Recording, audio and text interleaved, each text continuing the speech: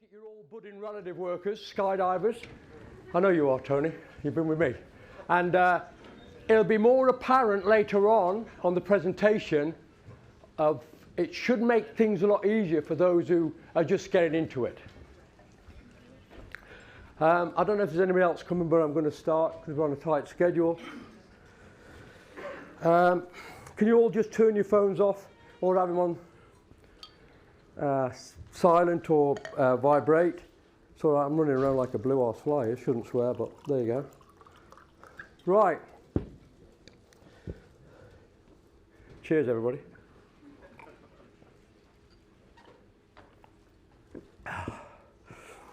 Wrong thing.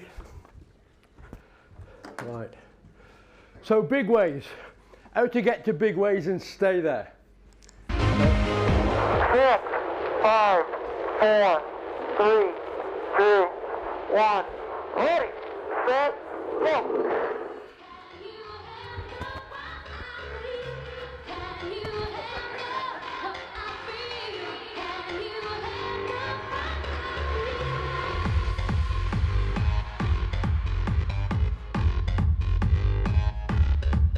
You can get up and dance if you want.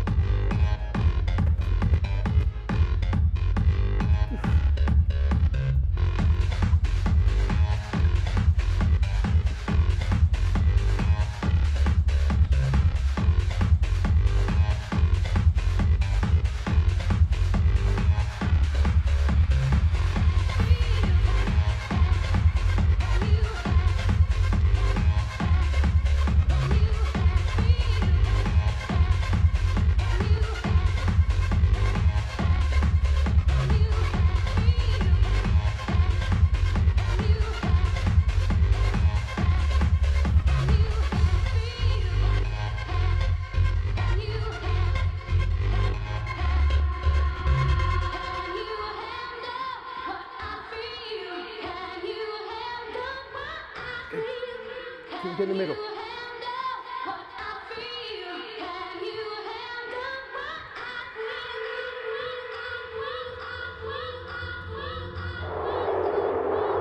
I can't believe that he made it back down. That's amazing.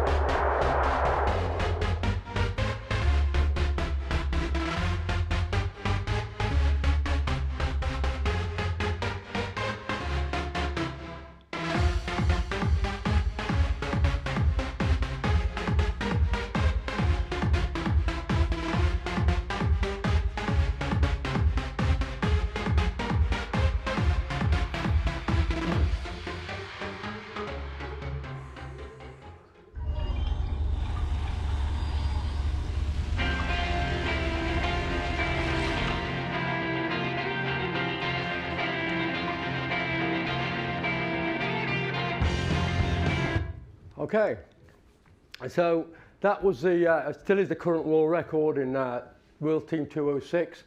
I'll be on, mention more of that in a moment. Just a bit me, I'm me. I've been jumping 55 years. My first jump was it? Yeah, 7 minutes past 6 on the 19th of June 1969 on the out of a biplane. Okay, there's the rest of the bump. I've been going 40, as I say, 55 years. Over 14,500 jumps, 8 days and 8 hours in free fall. Now, if you think of that as 8 days, that's 24-hour periods. So if you break it down into a normal jumping day of 12 hours, that's like 16 days, nearly 17 days in free fall. And I do enjoy it. And I've got a bunch of that stuff. My highlights have, it's all been highlights, but for me, World Team, or Brit 100 World Team, but especially part of the Symbiosis crew in the late 70s to 80s. And we've got four-way silver at 79 world meet and bronze at the 81. And obviously a lot of other stuff there. Okay, so big. How big is big? Now, in the olden days, and I'm going to mention it a bit now because we seem to have lost some of the concept, and I'm a firm believer, if it ain't broke, don't fix it. And we went on to formation skydiving, and I understand all that, but it's relative work we were doing. We are doing it relative to each other. And I'll come on to that now, but you'll see me mention that a couple of times. And when you get that into your head, it actually does make the skydiving easier for you.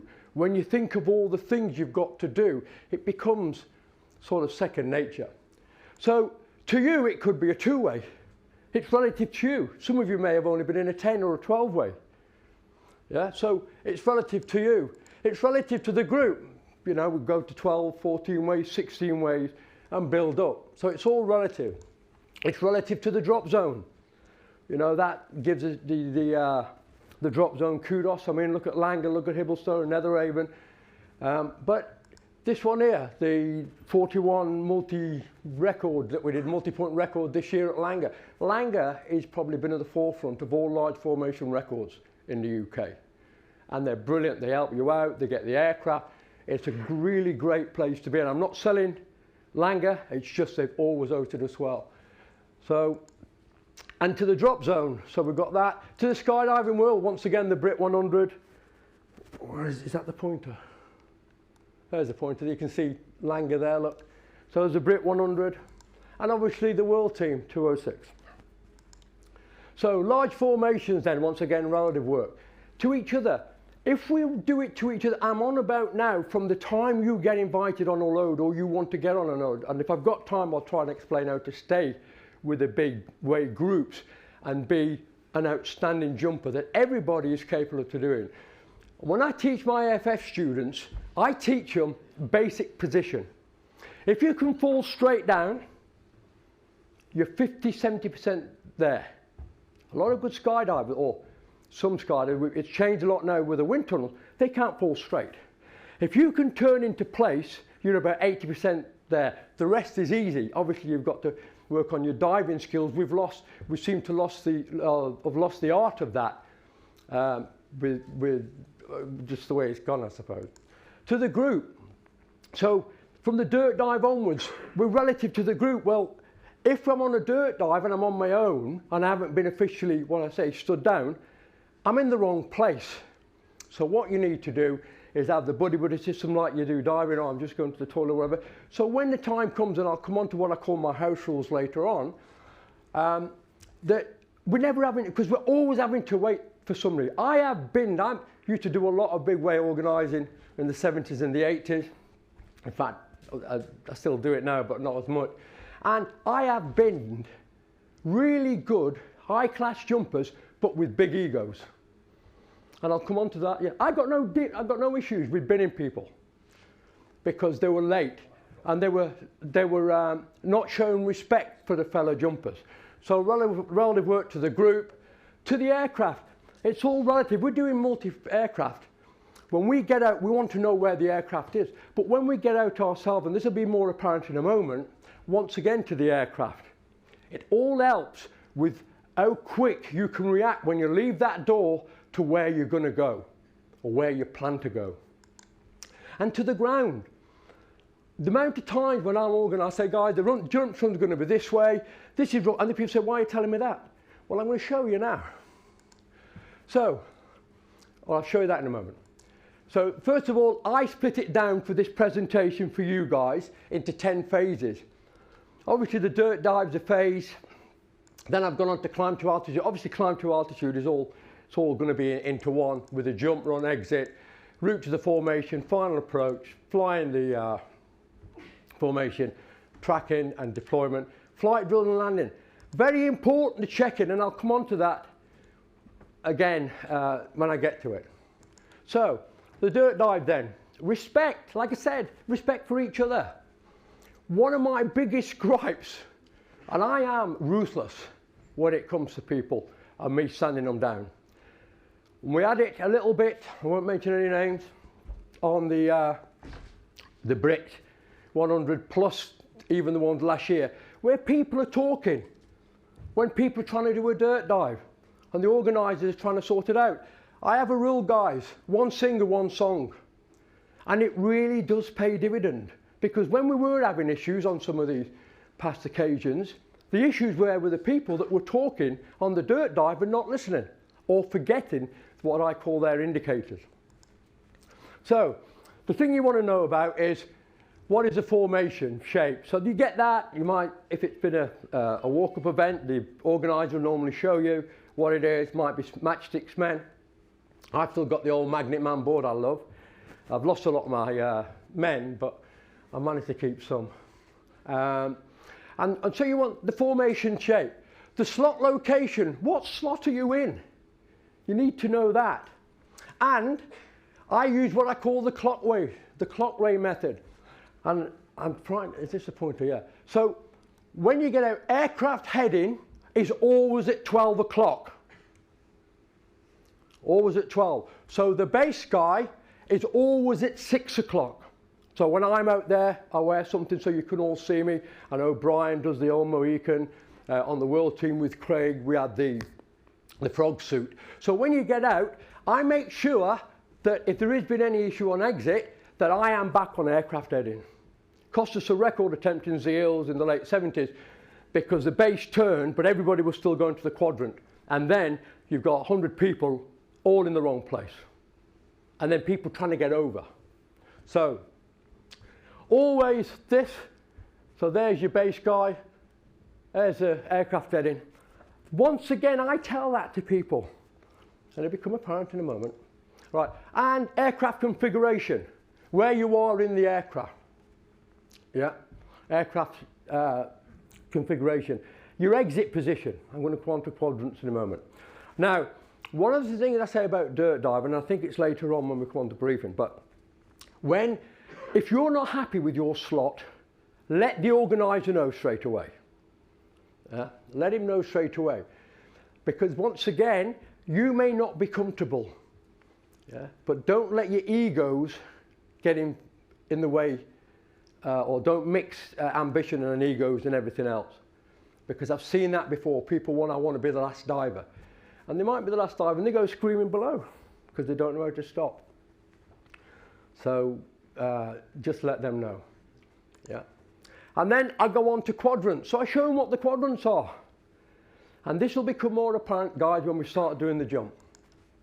So, okay, yeah, so you've got the quadrants, sectors, there, and then your radials.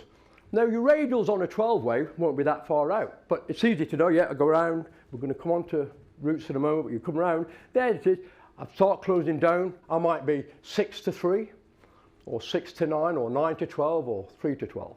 You see what I mean? So straight away you're getting down there. It helps if you have a bit of a bad exit to know where you're going. Right.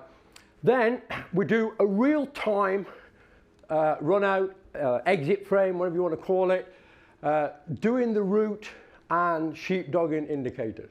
So once again, we're actually walking, and I hate these dirt dives, and I'm not knocking any organisers, we've all got our different way. I've been doing this a long time, and I've been on every world record that's ever been done. And I've organised some of them. So I like, if you notice when people do some of these big ways, you're going to 15, 16 grand, and yet you get out the aircraft, you do this, next point, and you took 7 seconds. How have you worked out your route? So try and do it real. I don't mean, you know, for like 70 odd seconds, but what I'm saying is, when you get the exit, you do your exit frame, you get out, think about where you're going. Think about how you're going to stop, how you're going to turn, how you get onto your part. So I've got my quadrant, then I walk them in until I'm into the sector, then I walk them in until they're on their radial to the final approach. Sheepdogging, and this is, you'll see a bit in a moment. So sheepdogging is where, especially now, we learned the hard way, we're still doing like 64 diamonds and stuff like that, but there's a lot of floating on that. You know, it takes a lot of skill. So we've done Toulouse for the big records. So you can sheepdog all the way in. And it was us, the Brit team in World Team 94 at Bratislava, me, Rob, Jim Keary, Rob Culpus, Darryl and myself. We were the ones that started the sheepdogging, and that's where the term came in from. And all the Americans are using it now, so they didn't get it first. Okay, so, and what I am on about, guys, is indicators. Now, I'm ex-military and I call them combat indicators, but I know with today's climate you can't say that. But what I mean by indicators, so when I'm doing my dirt dive, wherever I am, whether I'm floating or not, I'm looking at what that person, so I've got my sector down, I'm going on my radials, I'm looking, is there anything specific on rigs that I can look at? There he's got the old slider stop, so some have got different things. I've even looked at, like, obviously you've got, you know, the names of the rigs. Some people have got motifs on the jumpsuit. One guy didn't jump booties, and that was great, but he also had pink laces, no, yellow laces. So that was my indicator. So you can pick all these up, and that's why maybe the first couple of times you go through what I call clean fatigue. You'd all, just as we dress now, and then we do proper dress rehearsals, as I call it. Yeah. So, and then we get the final formation, so you know where you are. I even get them lying down. I was the deputy dive director on this. It was brilliant, and I'll tell you a little bit more about that at the end.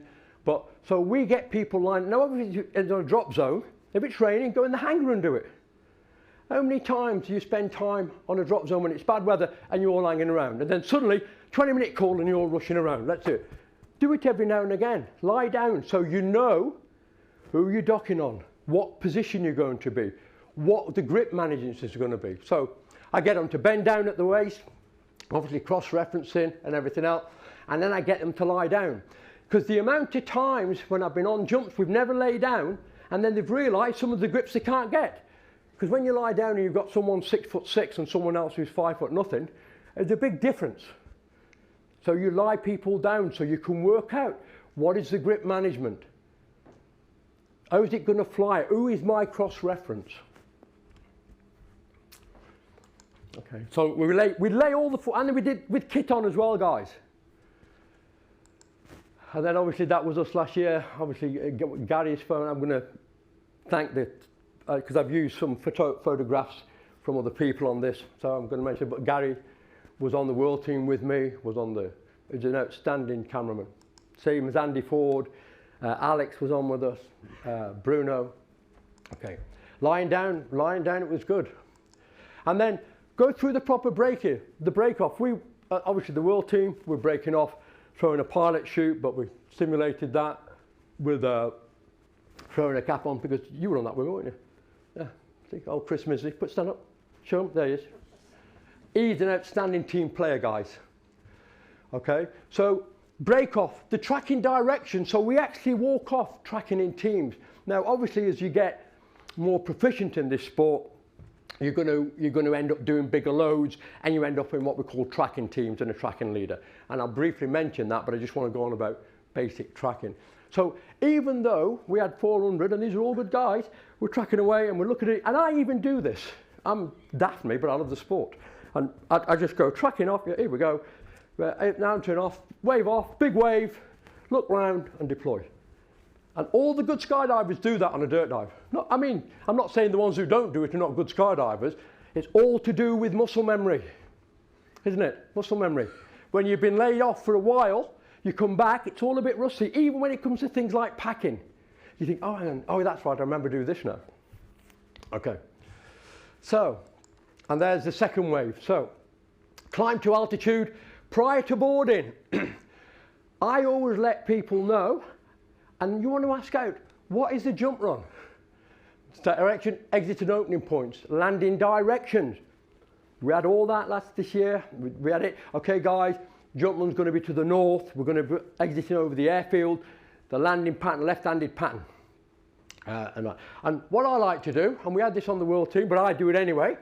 So our jump run was straight up the runway. Which meant when you got out and you got banging and you got tumbled, you think, God, where is it? Because it's a long way down sometimes, depending, even on the caravan exit, when you're out at the back, because of the C of G, you can only put, I think it's 7 people, depending on the aircraft. I think at Netheravon it's 5 in it, the small one, 7. You have the line that you have to have everybody back, right? I think Langar's 7, isn't it? Yeah, you have 4 floats to the camera and 5. And 2 inside, and then the rest. So it's always going to be slow, because you can't, you know, I was out the back wanting to push them, and when I moved forward for a couple of slots on another jump, and I forgot about that, the centre of gravity, you know, that I have to wait here, and then as they go I can move, but it's slow. And you'll see that on my exit, which I'm embarrassed about. Okay, so there was the exit point. because we were getting out, in fact we're getting out so far downwind, the throw forward and everything else, which we'll come on to in a moment. And so that, and obviously we were opening over the top. And then we'd go on to the landing direction. Now, on the landing direction, if I'd have marked all the landing directions here, you wouldn't see the thing. Because the spread of that, I think was, I can't remember what they said, so like 100 and something meters. But I think after we tracked away, the separation from one jumper to the others, I think was 4 miles or 7 miles. It was a long way. Because even though we opened, let's see, our sector, let's see, so that's me, where am I? I've got to find myself. I've lost myself now. There's me. So we tracked this way, but we landed, you know, there was one of the jumps where it was the other way around, and we had a perfect landing spot if I'd been on a normal jump. But I only landed up like a long way away because you go into a racetrack, which I'll come on to when we do the canopy work. I'm rushing this, guys, because I want to get it done, but I'm trying to give you a couple of days seminar, and with jumps as well. I'm trying to cram it in 45. Well, we started late because of the Red Devils. I used to be a Red Devil, so I'm not slagging them off. And so I might be a little bit late. Okay, so climb to altitude then. Kit on, ready to go, and the communications plan. Now, the reason I said that, I have been aircraft where I've had to get out fast because we've had an engine failure. Now, I don't mean you have to have everything, but when I get on, I've got my booties on, especially if it's tight-fitting aircraft. I've got my leg straps done up. May have not have my gloves on, but we all have our helmet on for takeoff. And if we have to have an emergency, I'm out, rather than putting a helmet on, putting booties on or whatever. So, but it's up to you. But what I hate, and those who remember him, Night Right, I mean, it's still a great bloke, stop jumping. He was always lastminute.com. We'd get to the door, then he'd start putting his booties on, and then putting his gloves on. We're like, ah! So ready to go, and the communications plan. And what I mean by that is, what are the commands? We had a command, Laura did a great job last year, Laura, Will, and Phil at Langar, where they said, you know, at 12 grand, or on jump run, 2 minutes, everybody sit on the seat properly, get your leg over, so that we could all start moving down. So what's the light system? What is the key? And everything else. So everybody knows, so nothing, when we're on jump run, nothing goes crazy. So, and the communications plan, correct seating plan, load reverse order, the amount of time they've got in aircraft. And I'm thinking, I'm sure he should be down there. Oh, maybe I missed something. And I'm quite good at listening. And then we're on jump run, and then suddenly they get this guy going, because he wants to be in the warmth. Anyway, so correct seating plan. A lot of this is common sense, but I think, like I told somebody the last time I did this, I found that common sense isn't that common. Do your pre-flight kit check. Do your pre-flight. Now, I always check my gear, and because I've got a racer, Cool Cats, it's got to, once I've done it, I don't want anybody else to check it. I check my own, but I know what I'm doing. But I get the full kit check on the ground and everything else. Do your own pre-flight check. I know some people think they're cool and groovy, and they don't do it. Visualize the dive from the jump run to landing. Don't get bogged down. What I mean by that, don't start going over and over and over where you start freaking out and getting stressed. Just do it a couple of times. Yeah? If you paid attention on the dirt dive, this is easy. I love the climb to altitude. I sit there.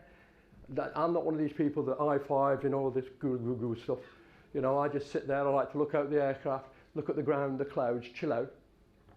Okay. Don't get bogged down going over, because you can get brain locked. And then you get out, you don't even know what the first point is. You don't even know who you're docking on. Have confidence in yourself. Have confidence. You wouldn't be on the load if the organiser didn't have confidence in it. Have confidence, and I'll mention it, have confidence in the organiser. He's put the right people in the base to give you a good fall rate. Enjoy the ride and view. I love it. I love the climb to altitude. Yeah. And relax, chill out and relax. Hey, dude. Okay, jump run. Fully kitted up, ready to go. I mean, you're ready to go. Okay, and then follow the communication plan. Anticipate, yeah. So we know, you know, 12 grand, yeah, legs coming over. I've got over, make sure, because You know, in these caravans, when we're putting 14, 15 in, it's tight. So you could be moving around unnecessarily and cause someone pilot chute to go. So anticipate what you're doing. Okay. Once again, we all do our last jump. I do it. The last thing I do is just check my pin again and my handles. We had it last year. Martin Salisbury climbed out, and somebody had dislodged his cutaway pad on the climb out. When he tracked away, he could see it, but he thought it was still holding it, pulled, and the lock went. Okay, line up order. All right, so you get into your lineup, start moving into position. It's like a jigsaw. So you're getting rid of all the gaps. Prepare to move into the exit, because you can't move until the pilot's ready. You get the door open, so we open the door, then you get the green. And like we said yesterday on the safety day, green is good to go. You're clear to go, but you still need to check. And Will Cook did a great job. He would look out the door, yeah, great, and then we'd start climbing out. So we move into an exit position.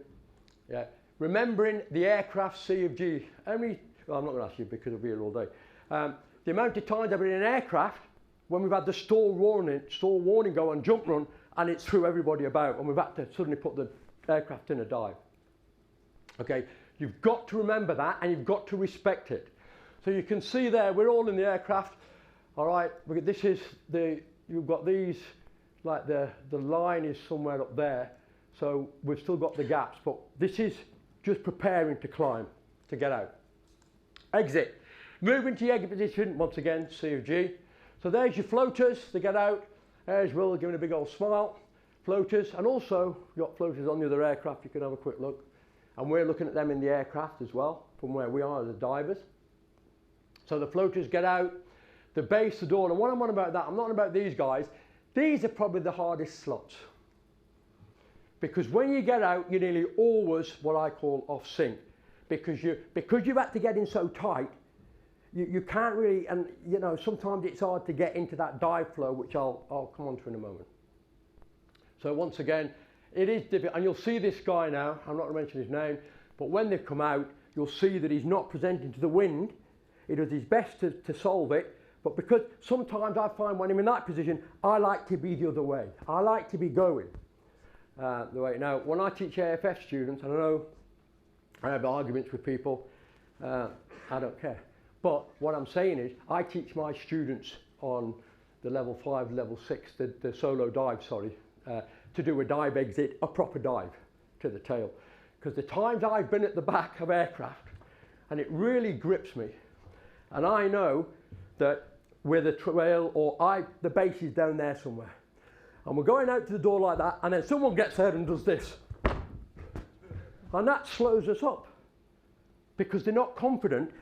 And yet, I've got students on their consoles, they're diving like that, they remind me of me.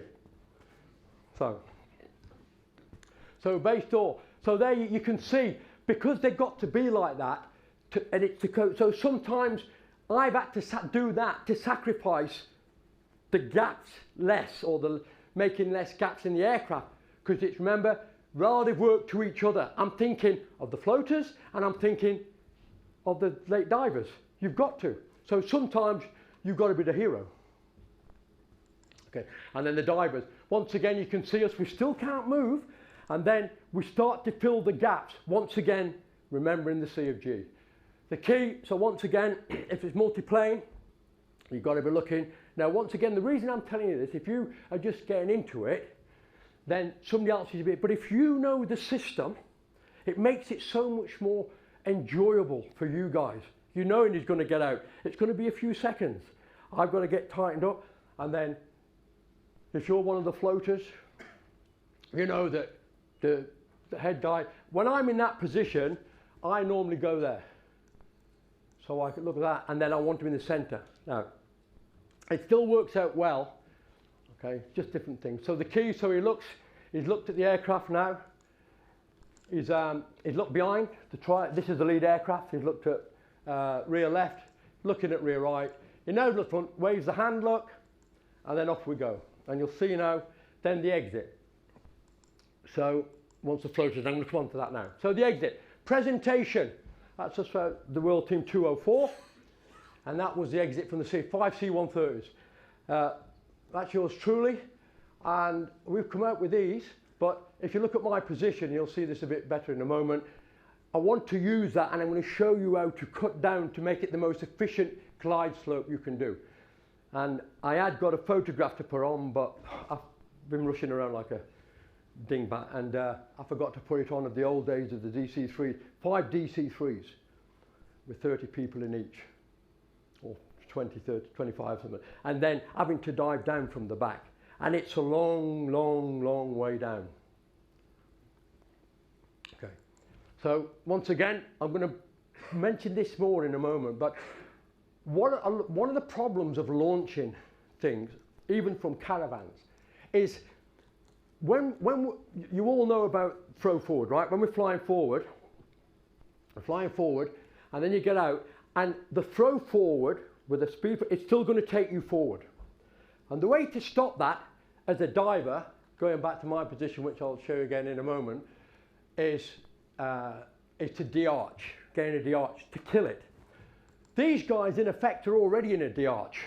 And that's why, any time, and I've done it at Paris, Seals, Dane, everywhere, this, look at the big gaps from the lead aircraft.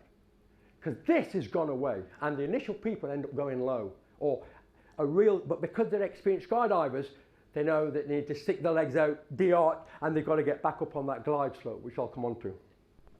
Okay. So once again, this is us leaving the caravan. So once again, this is the guy I was telling you about. You can see now he's on his side. He's now lost all his space, or his, what do you call it? Platform, if you like, to get out there, his body shape. So he drops down again, drops again, and now he's low. It's all to do with presentation. And once again, we've got the floaters going up. Now, one of the things that we do a lot of now when we're floating is the original what we used to do in the old days, and I still prefer that. So when I'm organising it, I'm not saying this is wrong, because we did what we did, but different strokes for different folks. And what I like to do is imagine now I'm in the middle, when I come off, I surf back to the divers. And the floaters, and I think later on I've got one of a cameraman, and they've already got the legs out, because what's happening is they're coming down because this guy's gone low. Which means, as we come out, because there's the gap, so we've got 1, 2, 3, 4, 5, 6, 7, oh that's 6, yeah, and then look at the gap, but then it gets worse. So, and then you'll see, once again, so that's that. So relative wind, you can see, look at this now, how that's gone. These guys are diving down, and then what they're going to do, they're going to come around this way towards the radials. But look at the gap, that's out of a Skyvan. You see that? The way to stop that is de-arch on exit, and we'll come on to that in a moment. Okay, so relative wind, so there we are again. And I brought my little model. I was going to do it myself, but I always end up falling over.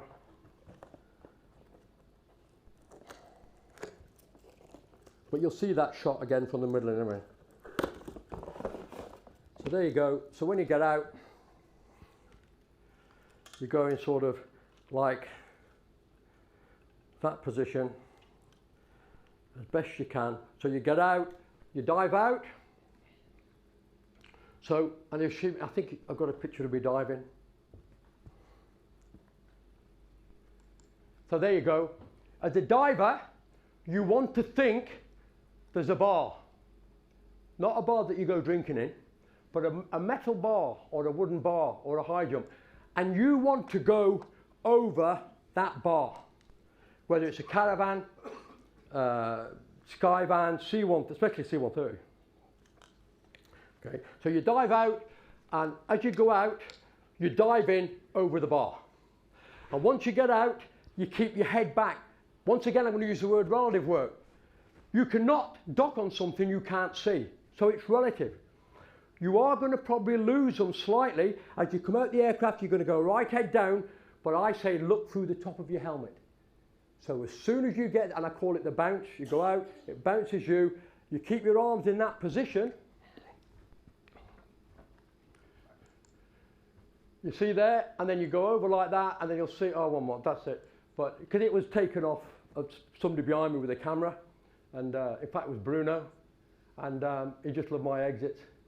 And then what happens is, once you do that, you get the bounce, and what you're doing, guys, if I can do this, I always get these legs wrong way around.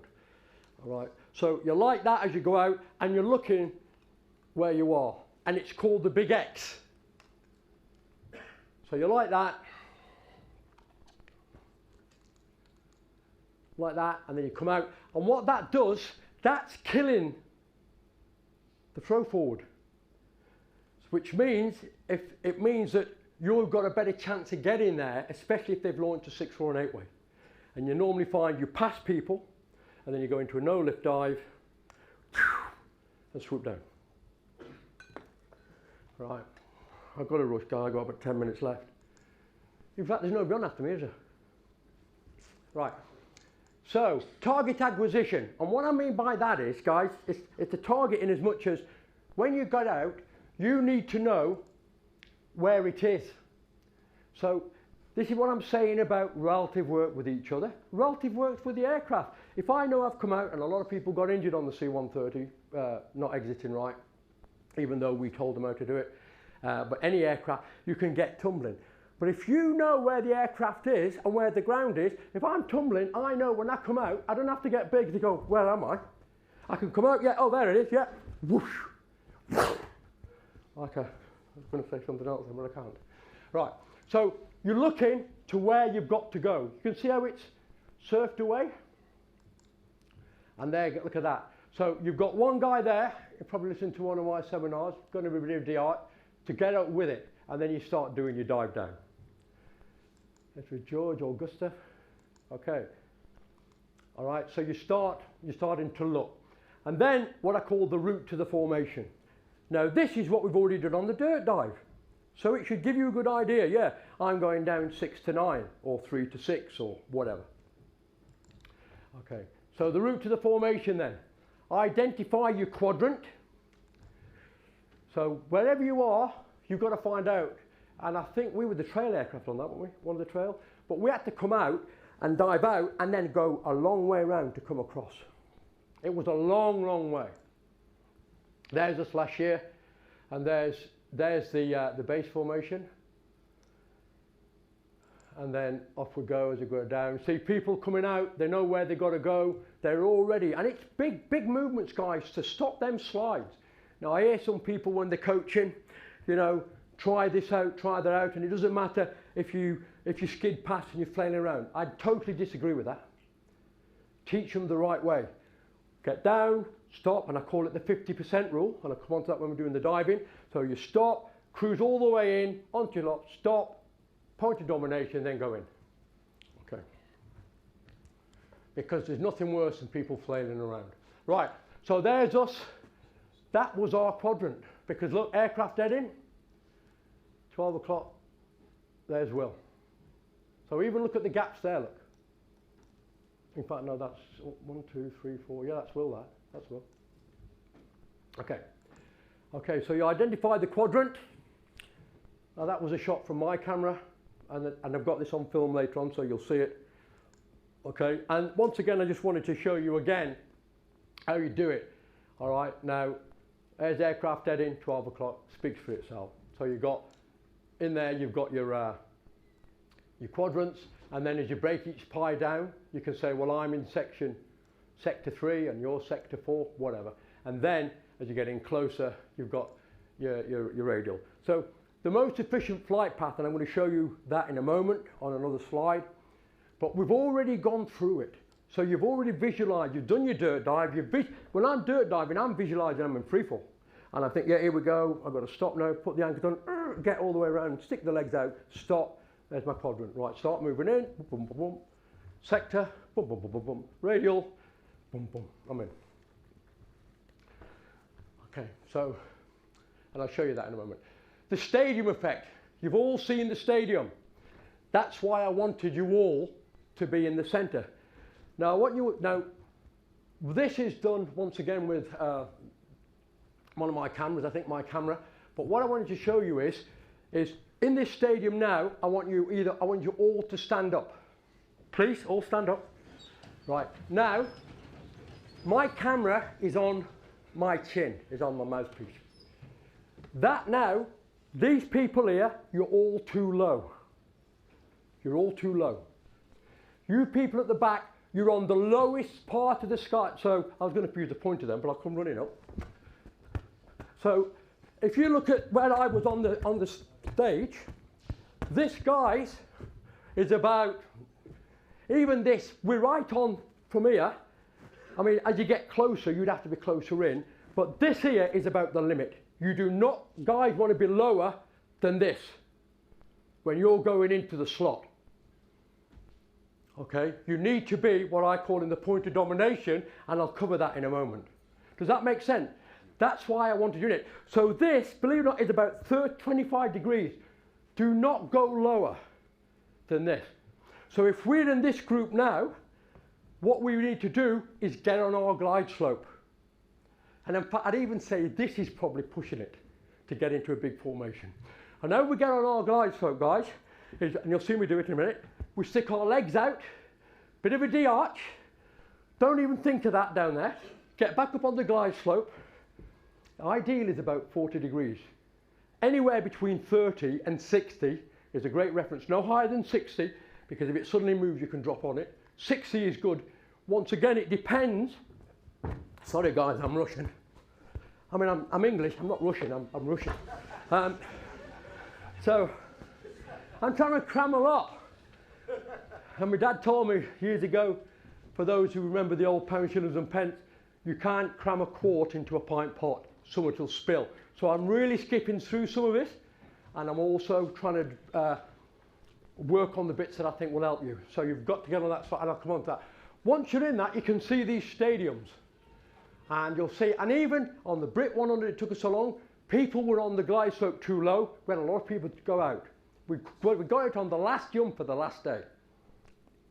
And so, even you'll see some of these, I've got videos of some of these, if I've got time to show it, and they take each other out.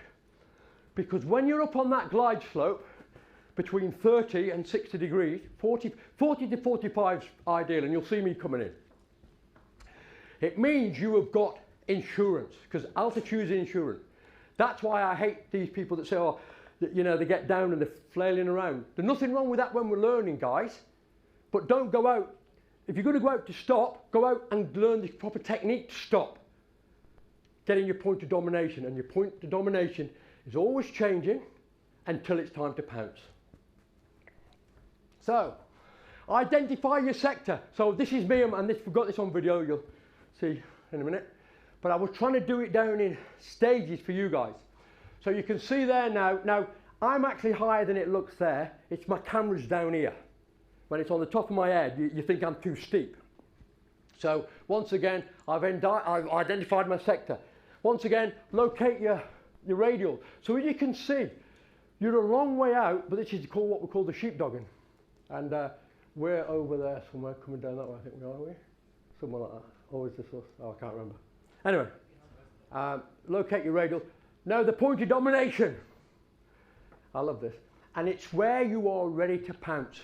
And the ideal is 45 degrees, as I said. 15 feet out, 15 feet up. 20 feet out, 20 feet up. And that way then I can sit there. If there's any washing about, or if people, because I like to be patient, but sometimes you have to go in there, but you give them room. 15 feet out is a good position to stop if you're fast, but you're already there before someone else. And you can sit there, yeah, here we go, cool. And then I say, you give them room to pass. And then as soon as they're in, you swoop in and you're the hero. So that's what it means, the point of domination. It means if I'm down where you lot are now, sorry, I shouldn't point it. I've pointed at the chairs, but where I showed you, you start coming in like this, you've got no insurance. All you can see is this target fixation. And I think on one of the videos, I've got two of the Swedes who come in and take each other out. Costs us a record. I mean, we've got the record in the end. I love it. I don't do it for the record. I do it for the journey and the jumping and everything else. So up there on that perch, what I call it, perch, golden eagle, point of domination. You're cool and groovy, you sit there, look at me.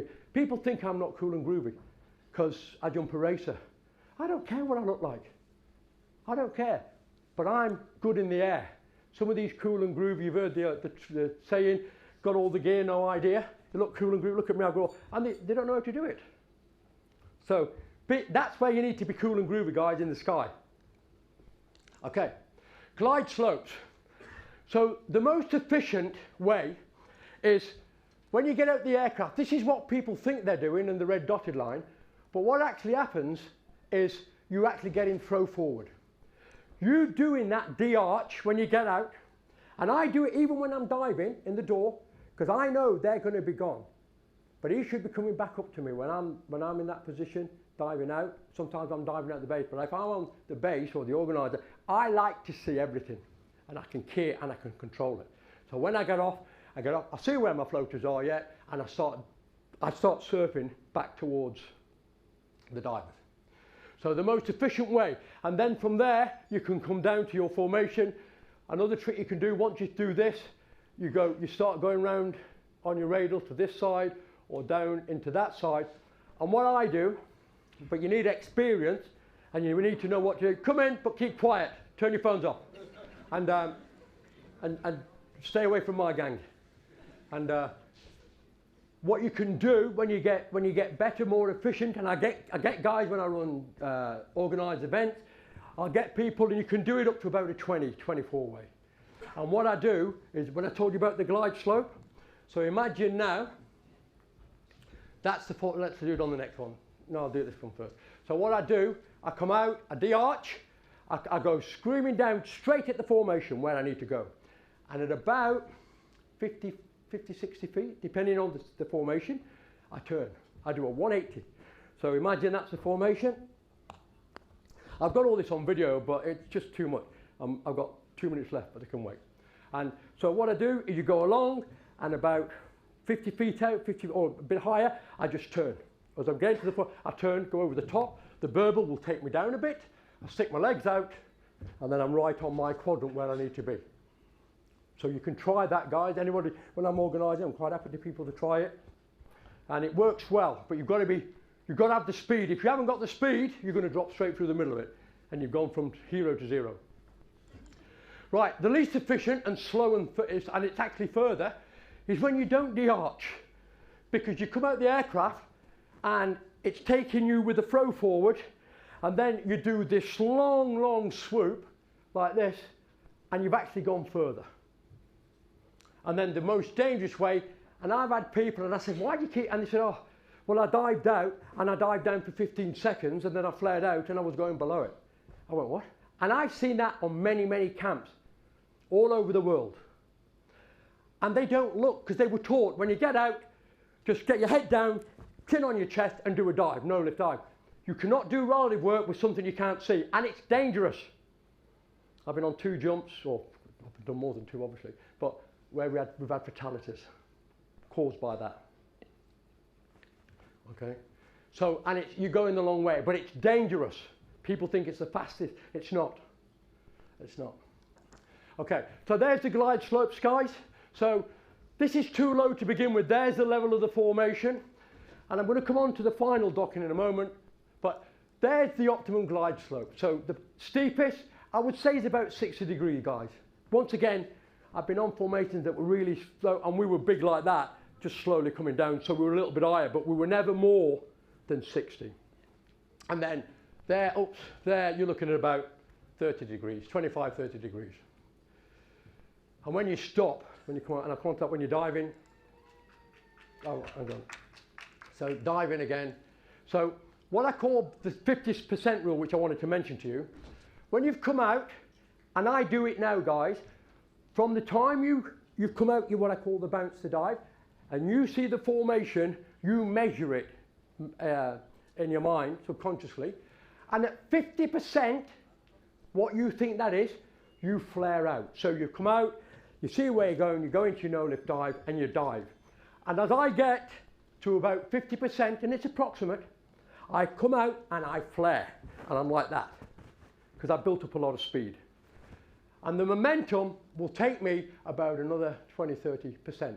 and that puts me into my point of domination, normally 20 feet out, 20 feet up. And you'll see this in a moment because you'll see me swoop straight in. Okay, so the 50% rule, think of that of divers. Okay, so docking, final approach then, straight in. So you've come out, this is where the aircraft flying was that way. We've come out and we've come all the way around here. I've got the corner, and then all I'm doing now is stopped in my point of domination. Getting ready, going a bit closer, straight in. Now if you're doing a docking where you're doing a different type of dock, maybe a donut type of thing, is when you fly straight into the slot, stop, turn, and then pick your grip up. Don't try and come in sideways. Okay, straight in. Match the fall rate. Okay, no momentum docks. Grip management. I always like to say, it's hard sometimes when you're coming in to get both grips together. I always say, and if I'm doing a sequential or anything like that, outside, inside, check. But what I do on here, I always go for a left-handed grip first. Why do you think? Honey, look. So I come in, I fly in, stop, taking my grip, I come in, left, right, check, looking in the centre. And you see, I come in, as I'm doing that, and with a quick look, yeah, my hand's on it, oh, 11.5. Okay, and then there's my left grip, then I'm looking, taking the right grip, and then I'm in, and now I'm flying the formation, so I'm going to have to rush, guys, so we didn't start till on time, mate, because they were late, so they can wait. Right, flying the formation, match the fall rate, look to the centre. Now, in a moment you'll see me when I'm checking the grips, but, oi! Oi! Keep quiet! Anyway, so look to the centre. You very rarely, I never start looking round because I'm waiting for the key. I have got to fly that slot. Fly the formation. Be adaptable. You may have to start moving things. You know, anticipate. Oh, it's floating up, I need to arch more. Whoa, it's floating, I need to arch. Try and keep your arms about 90 degrees and control it light on the grip. Legs, you may have to stick your legs out, but you don't want to implode on the formation. Sometimes we may drop our knees a bit just to put a little bit of tension in on. Okay, tracking and deploying then. Okay, follow the plan. Dirt dive, remember the dirt dive. So with that, you're planning the dive, and when you go up to skydive, you dive the plan. So that's how you should think about visualization. So there's the break off, the tracking. Okay, the correct altitude. If they say we're going to break off at 5.5, no one goes earlier because it causes panic. Panic breeds panic. So wait to set the key. When I said about the communications plan, the key is going to be maybe a kick in a big shape from one person. It may be a pilot chute going out, depending on how big the formation is. Okay, correct altitude, flat turn and track. I mean by that is when you come out of it, a lot of people go straight into a turn and they go straight down like that and then track and they've not gone anywhere and we don't know what they're going to do. So when you come out the formation, depending on what it is, I only like to turn left once again because I can see my altimeter, but sometimes I might be turning right. And stay big, as you turn, stay big, straighten your legs, get the speed going and then bring your arms up and you'll see a track in a minute. Okay, good wave off and pull, risers, be ready for any eventuality and all around observation. Right, I'll quickly show you this video, guys. And this was us last year, a bit loud. Thanks. So you can see the centre of gravity. We're at the back, we can't go yet, we can't move up, and then we start to move. You can see how slow it is. Now, there is the formation down there. You can see everybody diving. I'm diving down now, cutting the corner. Big arch. I actually do that. And then I'm coming in, straight in on the way. That's the camera shake, guys. It came off after this jump. And then I'm coming straight in, right to the right, all the way, match the fall rate, left, right. And then I do have a quick look to see who's in. And then we're waiting there. Okay, and then we have the track off.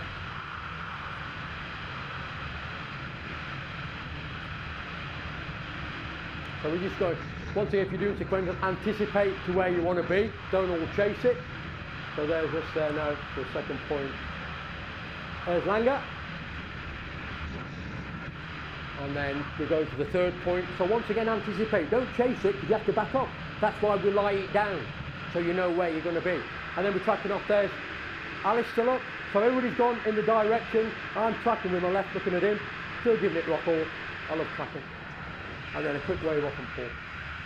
And then once again, get your risers. Right, flight drills then, I'll quickly scoop through this, guys. Sliders, yeah, pull your sliders down, but I mean, or collapse them again if you need to, but make sure you've got control and you're going in a clear space. I have seen people with canopy collisions because they were too busy taking the sliders down, too busy trying to get the booties off. So once you're in your clean space, the world team at one stage said, no sliders coming down, no booties. And I went, oh, that's a bit much, because some canopies you have to come in with a bit of speed. And as long as you do it right, guys, it's safe. Okay, booties, racetrack effect. So they will tell you what the landing pattern is. And on these, it's when you come into land, I think I've got it here, it's no more than a 90-degree final turn. Yeah, final turn. We're not ice hoops landing. At the World Team 206, World Team 204, I grounded, once again, 2 really high-class jumpers, because they were doing 270s. And they nearly had it. Well, in fact, one hit one of the guys on the ground. And they said, do you know who I am? I said, yeah, of course I know you. I'm not going to mention his name. Good friend of mine. He says, well, he said, do you know who I am? I said, yeah, I know you are, and you're not going on the next jump. So, and it stopped it. After that, no one ever did it, because they thought, don't have the wrath of Dane. But we've got to keep it safe. Okay, all around observation, all the way to the ground. All right, and then the final bit, check-in. All right, very important, guys. I've been on a couple of jumps where we've had fatalities. We didn't even know they were dead. One in Paris, one in Zeals. And the one in Paris was there for about 20-30 minutes. A driver was driving past and saw what looked like something coming down, and then phoned up the drop zone, because at that point then, there was a check-in, but sometimes they didn't. Some people say, oh, you check in for me, and they forget. So if you are going to get your buddy to check in, just say, all right, Chris, yeah, if you check in, I'll check you in, and make sure you do. It's the only way we can account for everybody. So you've got to check in. Video debrief, okay? So you're doing the debrief. The feedback from the team. So we're getting the team, you know, and it's constructive, debrief. All right, and then any questions. Okay, guys, I've got about 2 minutes for a quick question. Anybody got any questions? I've had to rush that, guys, so I've cut out some of the video. Has anybody got any questions? Good. Was that straightforward? Yeah. Did you learn something? Yeah. You're all going to be better skydivers? Yeah. Oh, yes! Let's have a bit of fun. Right, thank you very much. Yes, we didn't. What about